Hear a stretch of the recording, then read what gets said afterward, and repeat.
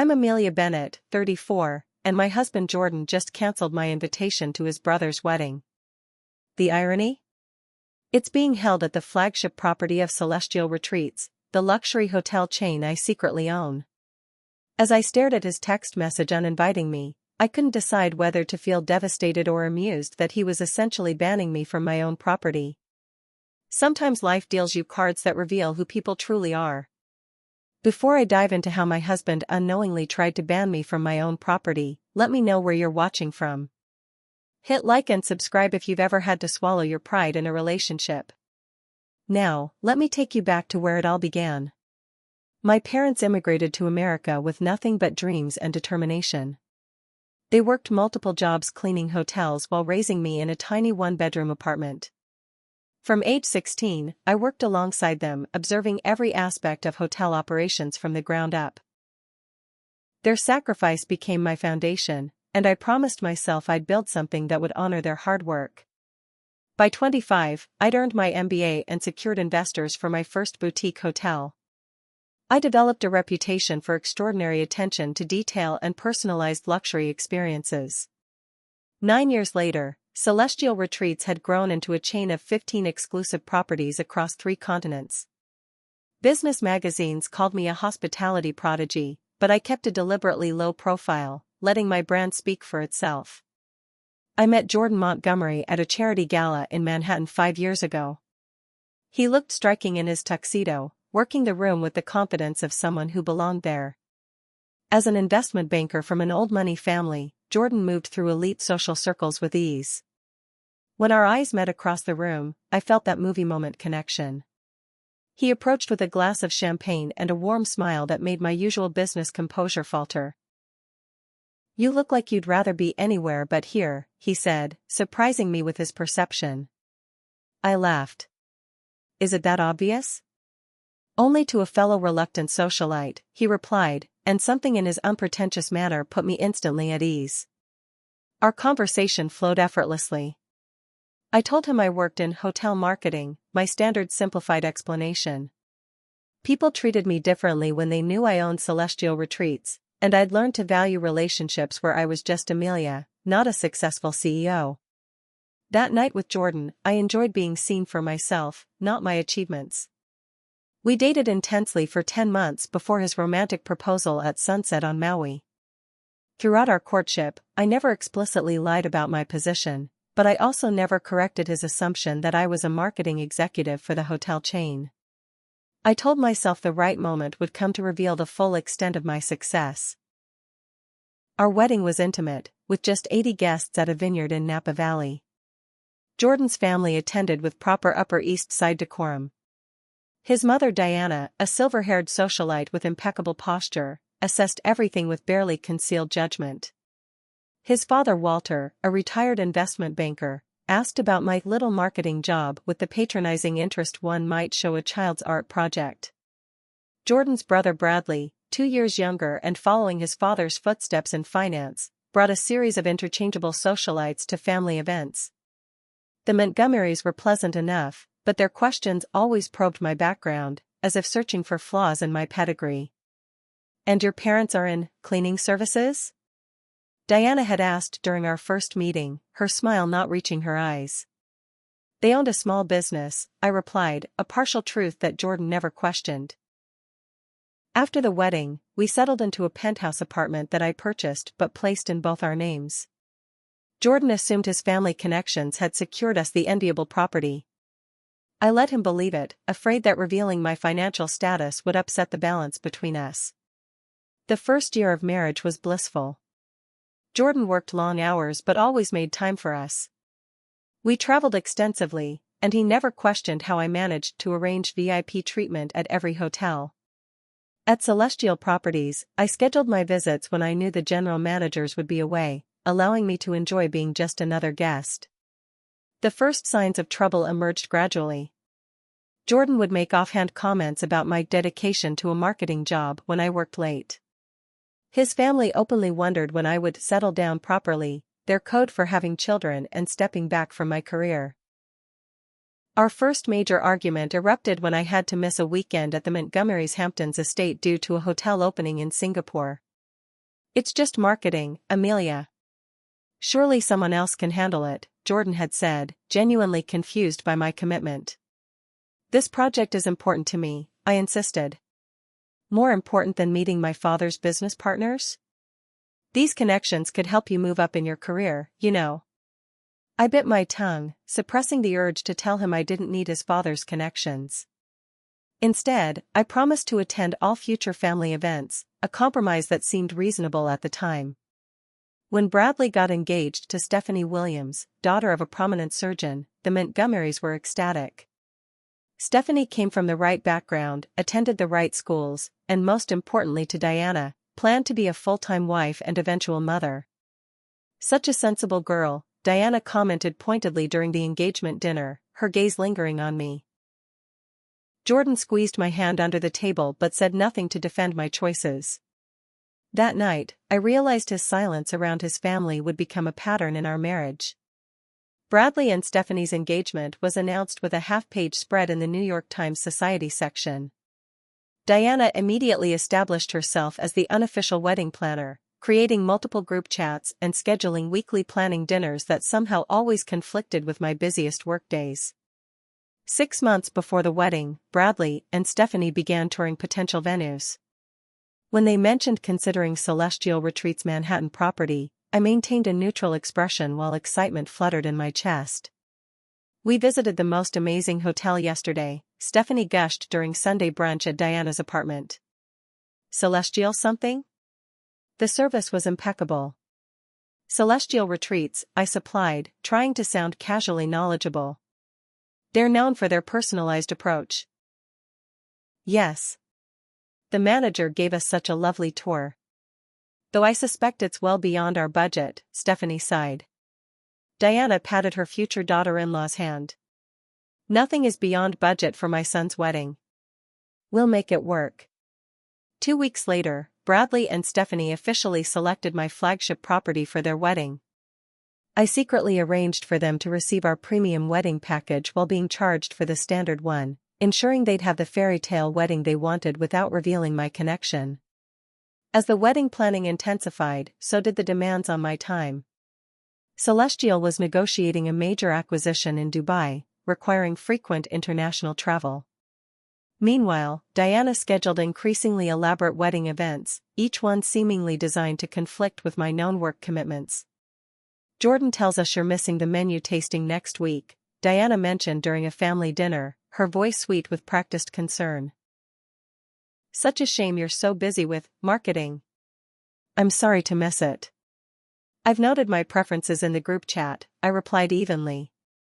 Well, it's not as if you're cooking for Bradley at home regularly, she laughed, turning to Stephanie.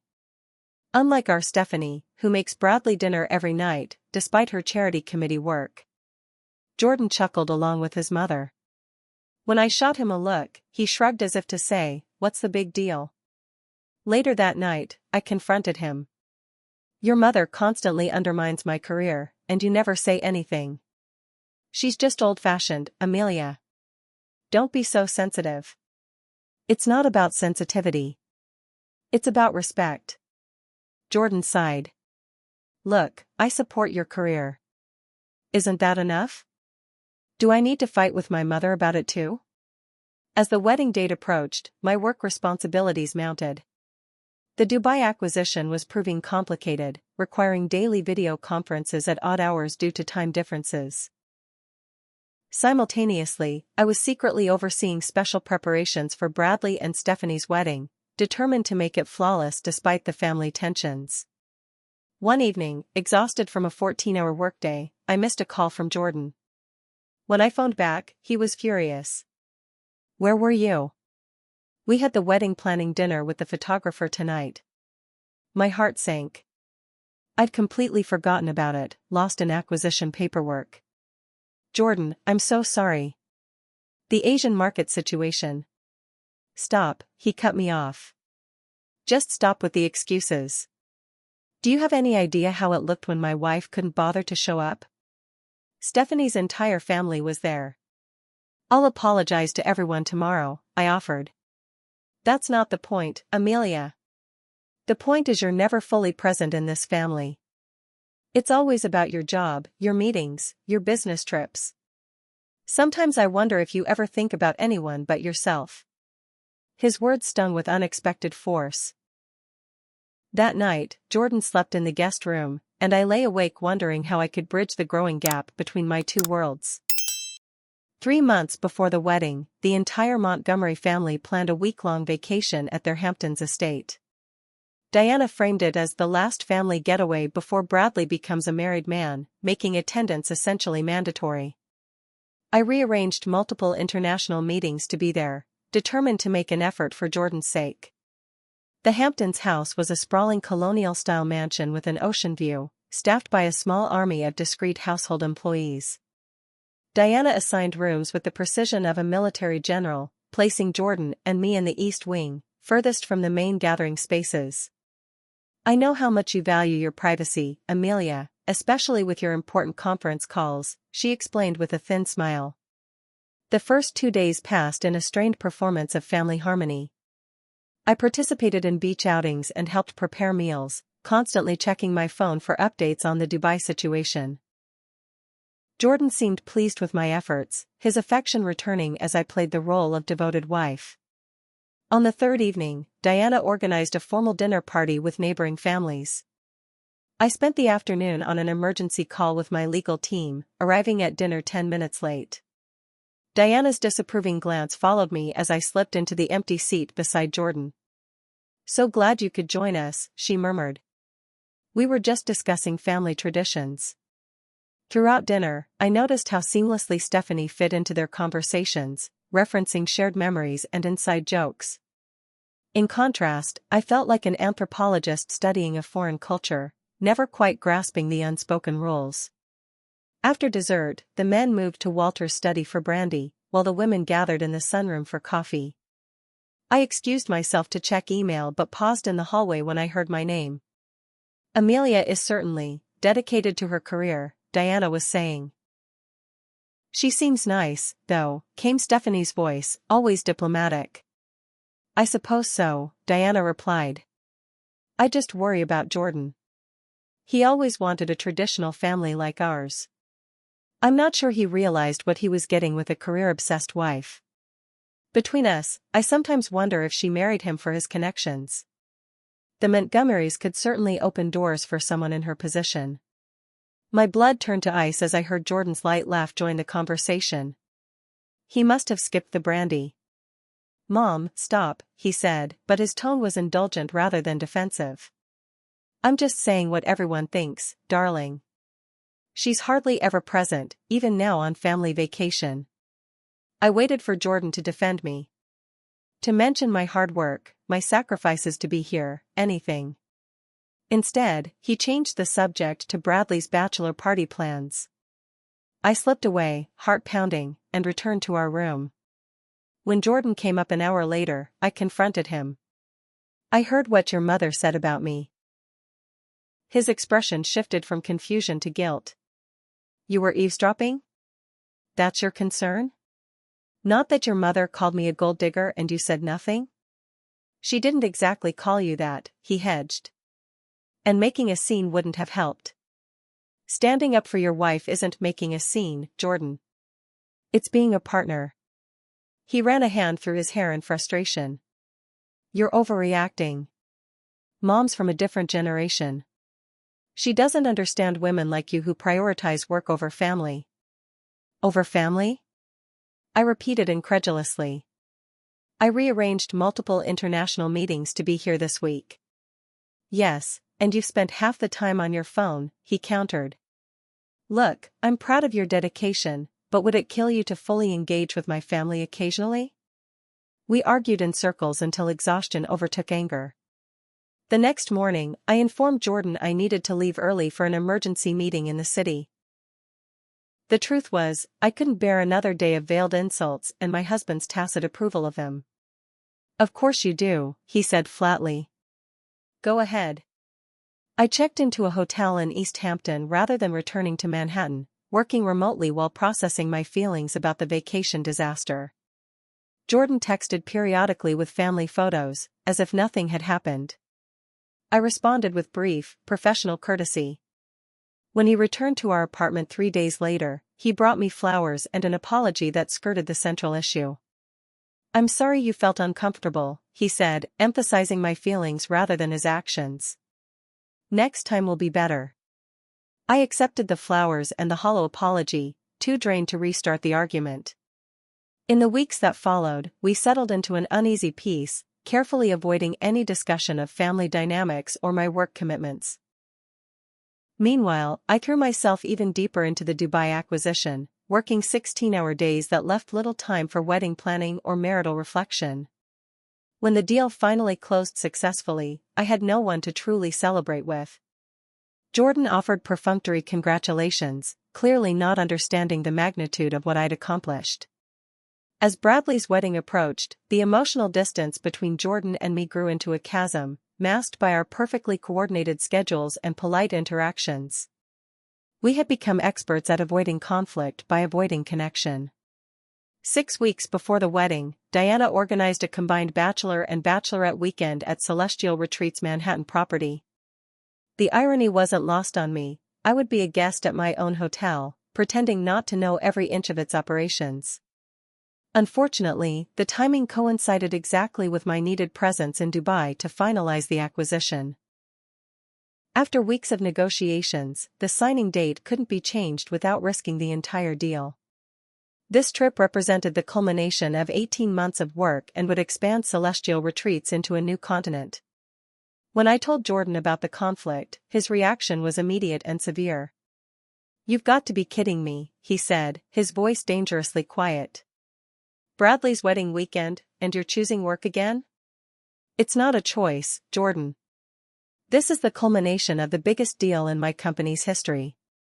"Your company?" he scoffed. "You're in marketing, Amelia, not the CEO. Surely someone else can handle it." The moment to reveal my true position had arrived, but something in his dismissive tone stopped me.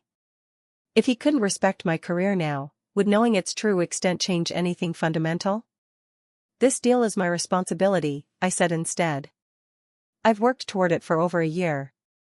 And I've been part of this family for 5 years. When are they going to become your priority?" We argued for hours. I offered to join the wedding weekend late, flying directly from Dubai to New York. Jordan rejected every compromise. "It's embarrassing," he finally admitted. "Everyone notices when you're absent or distracted. My mother's friends ask if everything's okay between us because my wife is never around." "So this is about appearances? About what people will think?" I asked incredulously. "Partly, yes. Family reputation matters, Amelia. The Montgomerys have certain standards, certain traditions. I've tried to help you fit in, but you don't even try anymore." His words hit like physical blows. After 5 years, I was still an outsider who wasn't trying hard enough to belong. "Maybe you should have married someone who meets your family's standards," I said quietly. Jordan stared at me, his expression hardening. "Maybe I should have." I left for Dubai the next morning without resolving our argument. Throughout the 14-hour flight, I drafted and deleted countless messages to Jordan, oscillating between anger and reconciliation. In the end, I sent a simple update on my safe arrival, to which he responded with a single thumbs-up emoji. For the next 3 days, I immersed myself in closing the acquisition. The time difference meant I was in meetings while New York slept, creating a convenient excuse for our lack of communication. I told myself we'd sort everything out when I returned, once the pressure of the deal was behind me. On the final day, as I was signing the last documents, my phone buzzed with a message from Jordan. My heart lifted momentarily, hoping for reconciliation. Instead, I read words that stopped time. "After discussing with my family, we think it's best if you don't attend Bradley's wedding. Your constant absences have become a distraction, and this day should be about him, not explanations for why my wife can't prioritize family. I'll make appropriate excuses. We can discuss our future when you return."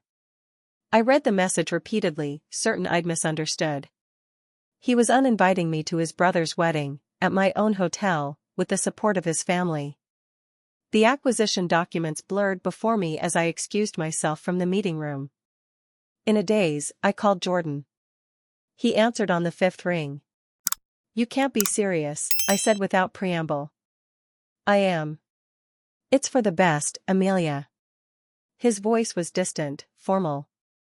"Your absence has already been explained to everyone. Coming now would just create tension. Jordan, this is your brother's wedding. I'm your wife."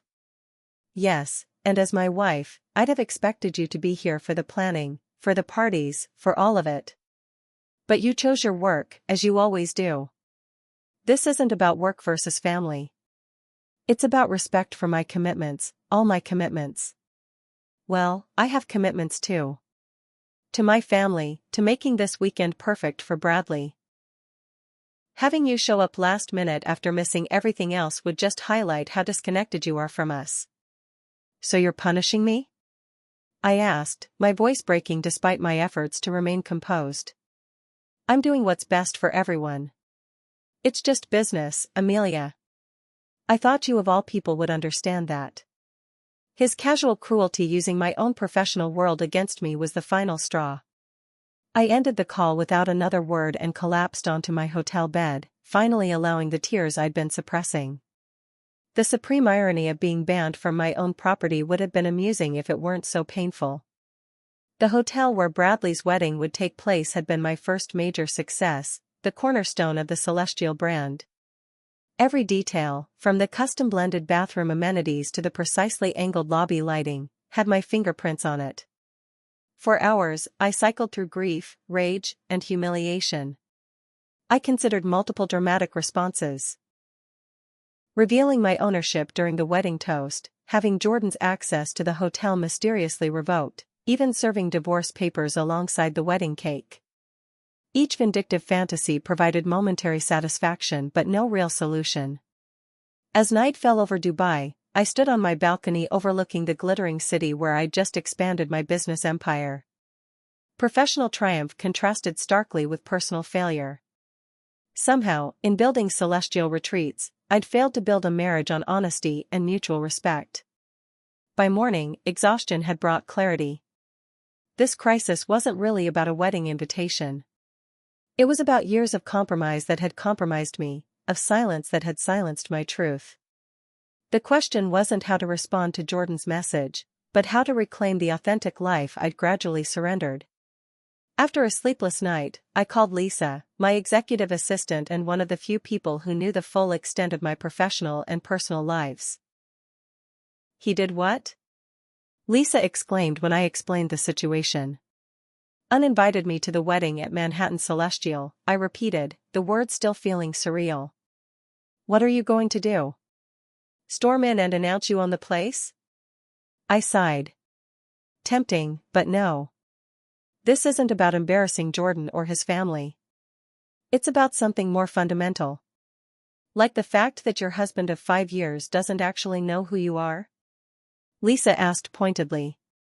Her bluntness was exactly what I needed. This situation hadn't developed overnight. I'd created it with years of compartmentalizing, of allowing Jordan to see only portions of my identity while hoping he'd somehow love the whole. I need to handle this strategically, I decided. Book me on the next flight to New York.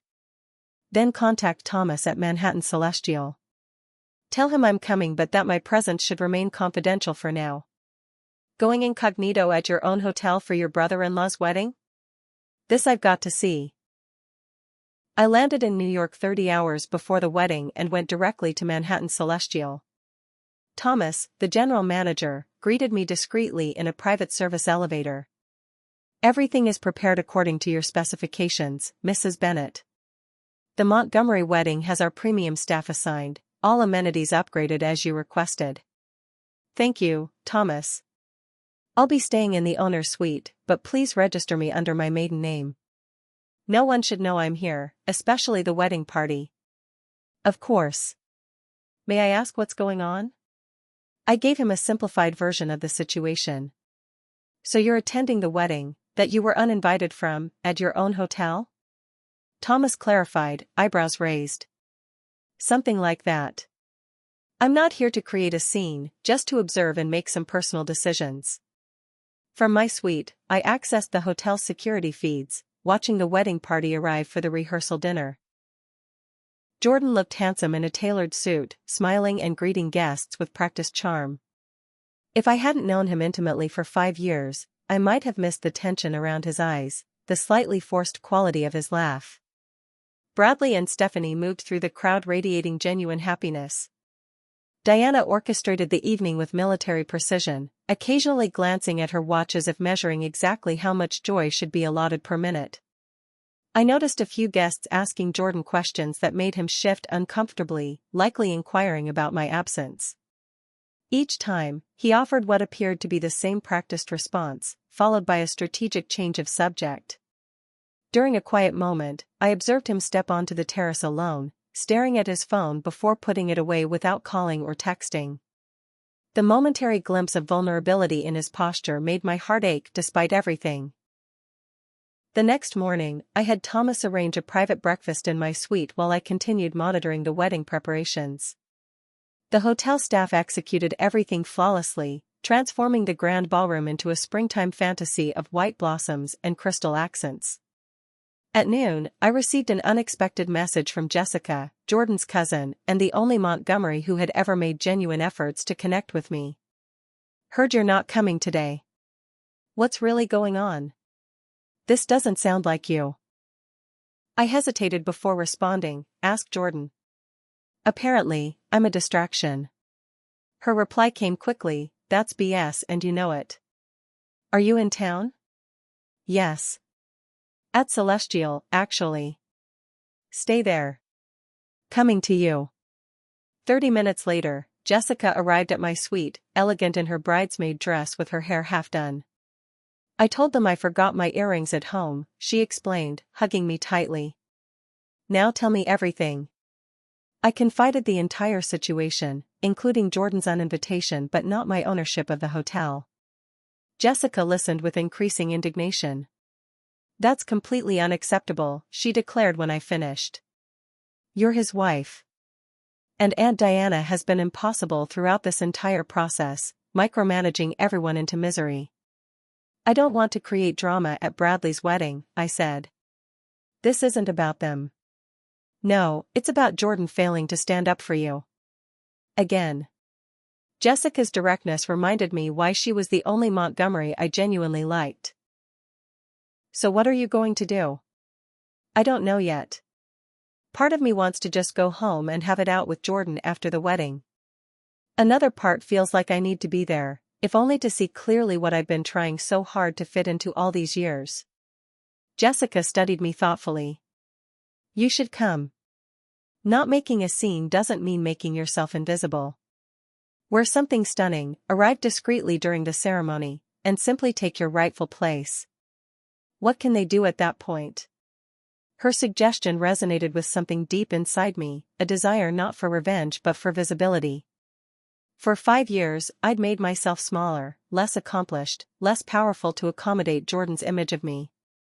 Perhaps it was time to simply exist as my complete self and let others adjust their perceptions accordingly. "I think I will," I decided.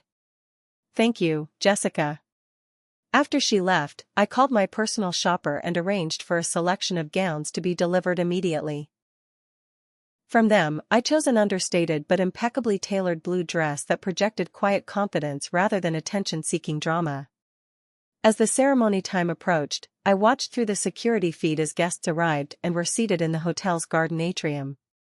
Jordan stood beside Bradley at the altar, looking tense but determined to fulfill his best man duties flawlessly. Taking a deep breath, I left my suite and made my way to a side entrance of the ceremony space. The wedding coordinator, not recognizing me as the uninvited wife but responding to my air of authority, simply nodded and gestured toward the seating. I slipped into a row near the back just as the music changed to announce Stephanie's entrance.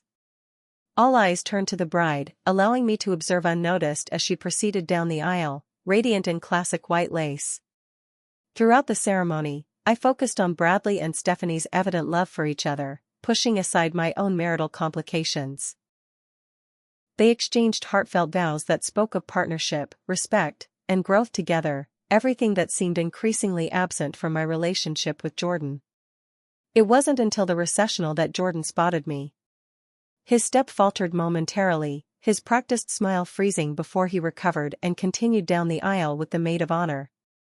The flash of emotions across his face, surprise, anger, confusion, told me everything I needed to know about where we stood. During the cocktail hour, I maintained a deliberate distance, speaking with guests I knew independently of the Montgomerys. Jordan circled the periphery of my interactions, clearly trying to decide how to approach me. Finally, as guests were being directed to the reception, he cornered me near a floral arrangement. "What are you doing here?" he hissed, maintaining a smile for anyone watching.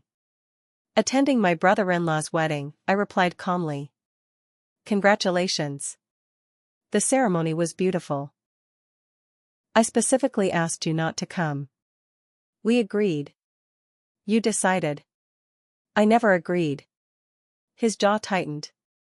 "This is exactly why, always making things about you, causing disruptions. By quietly attending a family event?" Interesting definition of disruption. You know what I mean. Now everyone's asking why you arrived late, where you've been. It's creating exactly the distraction I wanted to avoid. I've been discreet and respectful, Jordan. I haven't approached your mother, made announcements, or done anything to pull focus from Bradley and Stephanie. Your mere presence is enough, he whispered harshly. You need to leave. Now. Before I could respond, Thomas approached us, a professional smile masking what I recognized as his protective instinct. Excuse me, Mr. Montgomery. We need Mrs. Bennett's approval on a detail for the reception dinner. Jordan's brow furrowed. My wife doesn't need to approve anything. This is my brother's wedding. Thomas looked genuinely confused, glancing between us. But Mrs. Bennett's preferences are noted in our system as taking priority for all events at this property. What are you talking about? Jordan demanded. I took a deep breath, realizing the moment of truth had arrived not by my design but by circumstance. It's fine, Thomas, I said. What needs approval? The chef wants to confirm you still want the surprise dessert course added to the menu, Madam CEO. It's ready whenever you give the word. The silence between Jordan and me became a physical presence as Thomas's words registered. Around us, nearby guests who had overheard fell quiet, attention shifting to our tableau. Madam CEO? Jordan repeated slowly. What is he talking about, Amelia? Thomas, realizing he'd stumbled into something significant, looked mortified. I apologize for any confusion, Mrs. Bennett. I can return later. It's all right, Thomas, I said, maintaining composure as I felt the foundation of my marriage cracking beneath me. Please proceed with the dessert course as planned. It's my gift to the couple. As Thomas retreated, Diana approached, likely drawn by the unusual stillness in our corner of the reception. Amelia, she acknowledged coolly. Jordan informed us you couldn't attend. How surprising to see you after all. Mother, Jordan interrupted, his voice tight. Did you know Amelia apparently owns this hotel? Diana's perfect composure slipped for just an instant. Don't be ridiculous, Jordan. Your wife works in marketing. Actually, I said quietly, I'm the founder and CEO of Celestial Retreats. All 15 properties. The stunned silence that followed was broken by Bradley's arrival with Stephanie on his arm. What's going on? He asked, looking between our frozen expressions. Is everything okay? Your sister-in-law, Diana said with remarkable recovery, has just informed us that she apparently owns this entire hotel chain. Bradley laughed, then stopped when no one joined him. Wait, seriously? Amelia, you own Celestial Retreats? I nodded, wishing this revelation were happening anywhere but at his wedding reception. That's incredible. Stephanie exclaimed, genuine admiration breaking through the tension. No wonder everything has been so perfect. You've been ensuring it personally. Her warmth created a small opening for grace in an increasingly awkward situation. I seized it. I wanted to give you both the perfect day you deserve, I said sincerely. Every special touch, the custom menu, the rare flowers, the vintage champagne, they're my gift to you. I'm sorry for any disruption this revelation has caused on your wedding day. Bradley seemed genuinely moved. No disruption. I'm just, wow. All this time, we had no idea. Diana's lips remained pressed in a thin line, but years of social training prevented her from creating a scene. How resourceful of you to keep such an accomplishment to yourself all these years. Jordan still hadn't spoken, his expression unreadable as he processed this new reality. Guests around us had begun to notice the unusual tableau, curious glances turning our way. Recognizing the need to defuse the situation for everyone's sake, I made a quick decision. If you'll excuse me, I should check on that dessert course. Bradley, Stephanie, congratulations again. Your love is an inspiration. As I turned to leave, Jordan finally found his voice. Amelia, wait. I paused, looking back at him expectantly. We need to talk, he said, the understatement hanging heavily between us. Yes, I agreed. We certainly do. But not here, not now. This day is for Bradley and Stephanie. With that, I walked away, feeling the weight of the Montgomery stairs but also experiencing an unexpected lightness. For the first time in 5 years, I moved through a family event as my complete, undiminished self. The reception continued with superficial normalcy, though undercurrents of shock rippled through the Montgomery family circle. I maintained a dignified distance, speaking warmly with guests who approached me but not inserting myself into family groupings. From across the ballroom, I often caught Jordan watching me with an expression I couldn't interpret, part anger, part confusion, and something else I hadn't seen from him in years, genuine curiosity. Diana orchestrated the evening with rigid determination, her perfect posture and fixed smile betraying nothing to casual observers. Occasionally, I noticed her glancing around the opulent ballroom, reassessing every detail with the new knowledge of my connection to it. The special dessert course, a surprise array of handcrafted pastries representing meaningful locations in Bradley and Stephanie's relationship, arrived to delighted applause. As guests marveled at the exquisite presentation, Thomas caught my eye from across the room and gave a subtle nod of professional appreciation. During a quiet moment between scheduled reception events, Jessica appeared at my side with 2 champagne flutes. So, she said, handing me one, CEO of Celestial Retreats. That's quite the secret identity, Amelia. I accepted the champagne with a rueful smile. It wasn't meant to be a secret, exactly. It just became one. Why? This is incredible. You've built something amazing. I considered her question seriously. At first, I wanted Jordan to know me for myself, not my success. Then it became harder to explain why I hadn't told him sooner. Eventually, it just seemed easier to keep the world separate. And how did that work out? She asked pointedly. About as well as you'd expect, I admitted, taking a sip of champagne. Aunt Diana looks like she swallowed a lemon whole, Jessica observed with poorly concealed satisfaction. Finding out the daughter-in-law she's been condescending to for years is actually a hospitality mogul might be the highlight of my year. Despite everything, I laughed. That wasn't my intention. Maybe it should have been, Jessica countered. Look, I love my family, but they can be unbearably elitist. Sometimes a reality check is exactly what they need. Our conversation was interrupted by the announcement of the first dance. As Bradley led Stephanie onto the floor, the genuine joy between them provided a poignant contrast to my own marital situation. After several songs, I decided it was time to leave.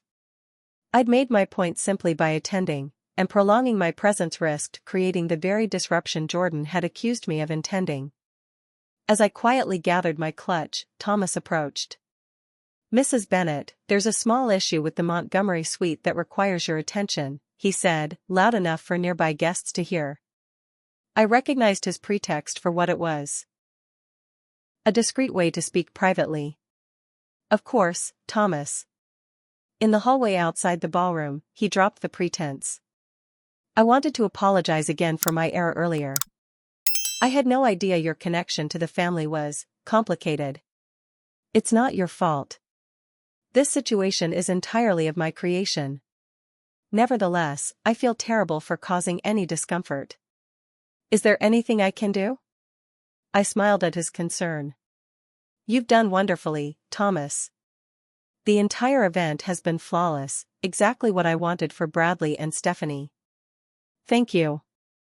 And Mr. Montgomery is looking for you. He asked where you'd gone. This news surprised me. Did he seem angry? Not angry. More determined. I nodded, considering my options. If he asks again, you can tell him I'll be in the rooftop garden in 20 minutes. The rooftop garden was my favorite space in the hotel, a carefully designed oasis 16 stories above Manhattan. I'd insisted on preserving the original architectural details while adding sustainable indigenous plantings and subtle lighting that enhanced rather than overshadowed the city views. I arrived before Jordan, taking a moment to appreciate the night skyline and gather my thoughts. When he appeared, his loosened tie and slightly disheveled hair suggested he'd been running his hands through it repeatedly, his unconscious habit when stressed. How long were you going to keep this from me? He asked without preamble. I wasn't keeping it from you, Jordan. Not actively. It just became increasingly difficult to bring up as time passed. That's semantics, Amelia. You let me believe you were a marketing executive for 5 years. You watched me explain your career to my family, friends, colleagues, incorrectly, and never once corrected me. You're right, I acknowledged. I should have told you the truth early in our relationship.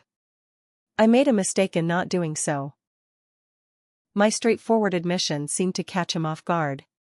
He'd clearly prepared for denials or justifications. Why? He asked, his voice less confrontational. Why hide something like this? It's impressive, Amelia. Most people would want recognition for such success. At first, I enjoyed being seen for myself rather than my achievements. So many relationships in my life are colored by what I built rather than who I am. And later? After we were married? I met his gaze directly. I began to notice how uncomfortable you were whenever my career achievements were discussed. How you changed the subject when friends mentioned articles about Celestial's expansion. How you never asked detailed questions about my work but expected me to know everything about yours. That's not fair, he protested. I've always supported your career. Have you? You've tolerated it, Jordan. There's a difference. You've resented every business trip, every late night, every missed family event. If you reacted that way to a marketing position, how would you have handled knowing I was building a global brand? He fell silent, perhaps truly considering my perspective for the first time. Your mother once asked if I was going to play at my little job forever or settle down properly, I continued quietly. You laughed, Jordan. You didn't defend me then, and you've never defended me. It became easier to compartmentalize than to repeatedly face your family's dismissal of something that's core to my identity. So this is my fault? My family's fault? His defensiveness returned. No. The decision to maintain the separation was mine. The failure to be honest about who I am was mine. But the environment that made that seem like the best option? That was created by all of us. Jordan paced the perimeter of the garden, processing my words. Finally, he stopped, looking genuinely bewildered. I don't even know who you are, he said. The Amelia I married wouldn't have hidden something this fundamental. The Amelia you married is standing right here, I replied. I'm exactly the same person, driven, detail-oriented, passionate about hospitality. The only difference is now you know the scope of what I built. And that you've been lying. Omitting, I corrected. Fine, omitting this massive part of your life for our entire relationship. We stood in silence, the city lights twinkling around us like witnesses to the unraveling of what we'd built together. Where do we go from here? He finally asked. I don't know, I answered honestly. But I do know I can't keep diminishing myself to make others comfortable. Not even you, Jordan. Before he could respond, Thomas appeared at the garden entrance, apologetic but urgent. "I'm sorry to interrupt, Mrs. Bennet, but the father of the bride is looking for Mr. Montgomery for the final toast." Jordan looked torn between family obligation and our unresolved conversation. "Go," I said. "Bradley needs you there." "This isn't finished," he said, moving toward the door. "No," I agreed. "It's just beginning." After he left, I remained in the garden, contemplating how thoroughly one day had transformed 5 years of careful compartmentalization. For better or worse, my worlds had collided, forcing a reckoning I'd long avoided. Eventually, I returned to the reception, arriving just as Bradley was thanking guests for coming. From my position at the back of the room, I caught Jordan's eye across the crowd. His expression had softened from anger to something more complex, perhaps the first honest look we'd shared in years. As the evening wound down, I approached Bradley and Stephanie to say goodbye. "I can't believe we've been planning our wedding with the actual owner of Celestial all this time," Stephanie said, still processing the revelation. "I'm sorry for not being straightforward," I told them. "This was never meant to overshadow your day." "Are you kidding?" Bradley laughed. "Finding out my sister-in-law is secretly a hotel magnate is the best wedding story ever. Though I think my mother may need smelling salts." His easy acceptance warmed me. "The presidential suite is yours for as long as you'd like before your honeymoon. It's my gift, along with the private jet to Bali." Stephanie's eyes widened. "The company jet?" "Amelia, that's too generous." "It's the least I can do for family," I said, meaning it despite everything. As we embraced, I noticed Diana watching from nearby, her expression unreadable. When our eyes met, she gave a slight nod, not warmth, certainly not approval, but perhaps the beginning of reassessment. I left the reception with a strange mixture of exhaustion and exhilaration. Whatever happened next with Jordan, with the Montgomerys, with my carefully constructed dual life, one thing was certain. I had finally stopped hiding. The days following Bradley's wedding passed in a surreal fog. Jordan stayed at his parents' Manhattan apartment, communicating only through brief, logistical texts about collecting items from our shared home. I immersed myself in work at Celestial's headquarters, finding comfort in the environment where I'd never had to diminish myself. A week after the wedding, Jordan asked to meet. We chose neutral territory, a quiet restaurant halfway between our apartment and his office. When he arrived, the shadows under his eyes suggested he'd been sleeping as poorly as I had. "You look tired," I said as he sat down. "So do you." We ordered coffee and sat in awkward silence until Jordan finally spoke. "I keep thinking about what you said on the rooftop. About diminishing yourself to make others comfortable." He paused, choosing his words carefully. "I didn't ask you to do that." "Not explicitly," I acknowledged. "But would you honestly have been comfortable if I'd been fully transparent about my success from the beginning?" He started to protest, then stopped himself. "I don't know," he admitted. "I'd like to think so, but your family values traditional roles. The man as provider, the woman as supporter. They're from a different generation. And you've never challenged their expectations," I pointed out. "Not for yourself, and certainly not for me." Jordan's jaw tightened. "That's not fair. I built my own career separate from my father's connections." "Yes, you have. And I've always respected that about you. But you've still played by their rules, Jordan. You've never questioned the fundamental values they instilled." He was quiet for a long moment. "When Thomas called you Madam CEO, I felt, I don't know, like I'd been living with a stranger. But also? Impressed," he admitted reluctantly. "And confused about why you never told me. And angry that you didn't trust me enough to share something so important." "It wasn't about trust," I said. "Not entirely. It was about fear." "Fear? Of what?" "Of exactly what happened. Of being uninvited from your life when my success became inconvenient or embarrassing." The direct reference to his wedding uninvitation made him flinch. I shouldn't have done that, he said quietly. It was cruel and reactive. Yes, it was.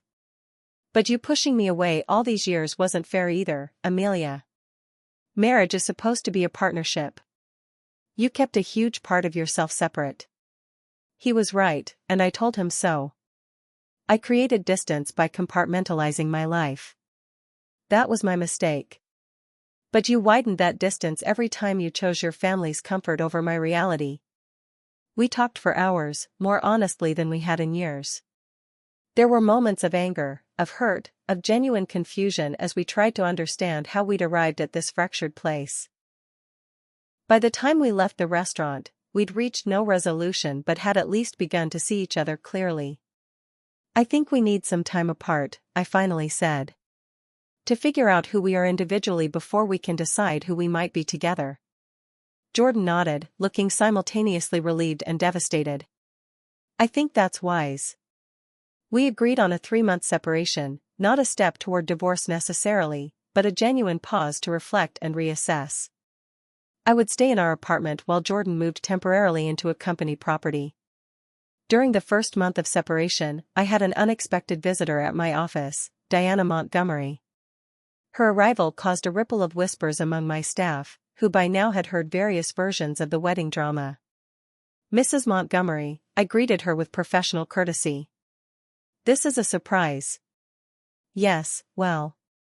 She smoothed her already immaculate skirt. I believe we have some things to discuss. I invited her into my office, offering tea which she accepted with rigid politeness. For several minutes, she silently observed the space, the awards displayed discreetly on a side shelf, the framed photos of celestial properties, the stunning city view. You've built something impressive, she finally said, the admission clearly difficult for her. Thank you. Why didn't you tell us? The question contained genuine puzzlement beneath her customary reserve. Would it have made a difference in how you saw me? I asked directly. Diana considered this with surprising thoughtfulness. Perhaps. Not initially, I suspect, but eventually. Her honesty was refreshing. I didn't want to be valued for what I'd achieved rather than who I was. Then it became easier to maintain the separation than Bridget. Jordan is very hurt. So am I. She nodded, acknowledging the validity of my feelings for perhaps the first time. I may have contributed to the difficulties between you. Coming from Diana, this was tantamount to a full apology.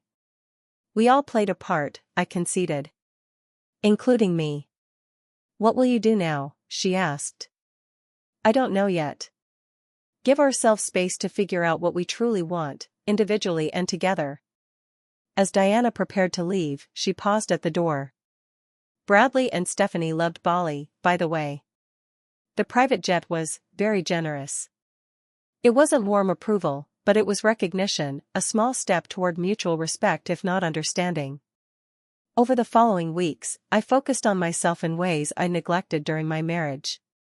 I reconnected with friends I'd let drift away, spent time with my parents who had always been puzzled by my downplaying of success around the Montgomerys, and even took my first real vacation in years, a solo trip to Kyoto where no one knew me as either Amelia Bennett or the CEO of Celestial Retreats.